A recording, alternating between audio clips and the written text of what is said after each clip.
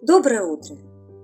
Друзья, если послушать жену алкозависимого, то у нее не жизнь, а одно мучение. Но если ее спросить, почему она не разводится, то в ответ можно услышать, что супруг без меня пропадет, живу ради детей, некуда идти, боюсь остаться одна и так далее. А некоторым женщинам даже прикрыть нечем неспособность расстаться с зависимым мужчиной. Детей нет, живут на своей территории, сами зарабатывают, даже не состоят в официальном браке. Жены алкозависимых недовольны своей жизнью, недовольны супругом, но не торопятся разрывать отношения. Почему? А потому что эта нездоровая ситуация психологически выгодна, потому что она вознаграждает их чем-то крайне необходимым.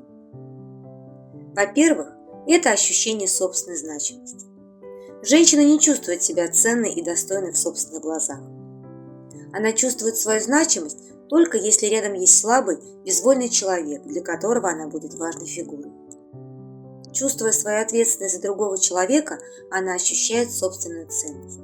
Возможно, ей приятно повторять, что он без нее пропадет. По сравнению с ним, она сильнее и компетентнее. И вообще на мне огромный объем работы. На мне буквально все буквально на мне. Она ощущает себя героиней, святой, ведь она столько лет выдерживает алкогольный кошмар. Во-вторых, это страдание.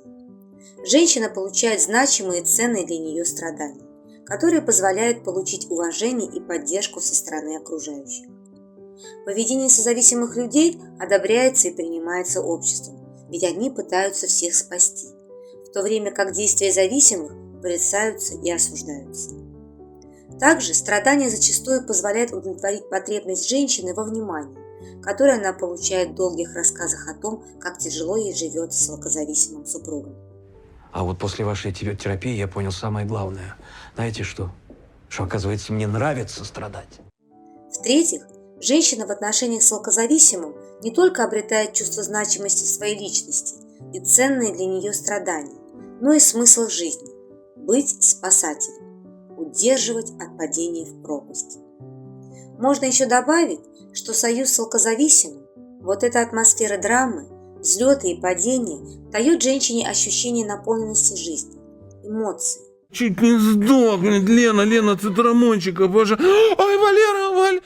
Перечисленные выгоды, как правило, не осознаются человеком. А какие награды получает зависимый супруг? В чем его выгода? Зависимый же получает того, кто о нем заботится, решает его проблемы, что способствует сохранению зависимого поведения и не пробуждает желание что-либо менять.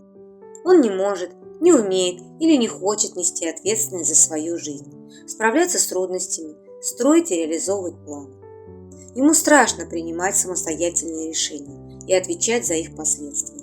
Такому нужен другой человек, который будет им управлять, руководить и отвечать за последствия.